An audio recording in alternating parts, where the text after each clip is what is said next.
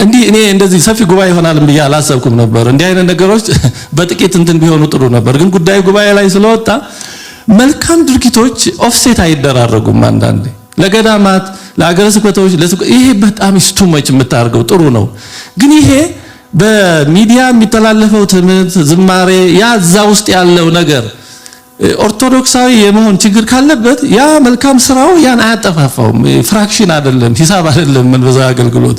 ስለዚህ አንዳንዴ ብዙ ችግር ራሳችንን እንዳናይ የሚያደርጉ ነገሮች በተለይ ትንሽ ሳንቲም ሀብት ሲኖር ሀብቱ ይሰጣል፣ ገንዘቡ አመስጋኝ ደግሞ አይጠፋም።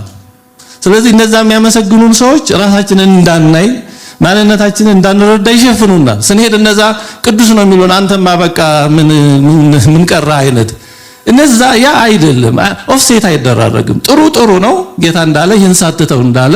ግን በፍኖተ ጽድቅ ላይ ያለው ስጋት በጣም አሳሳቢ ነው በእውነቱ።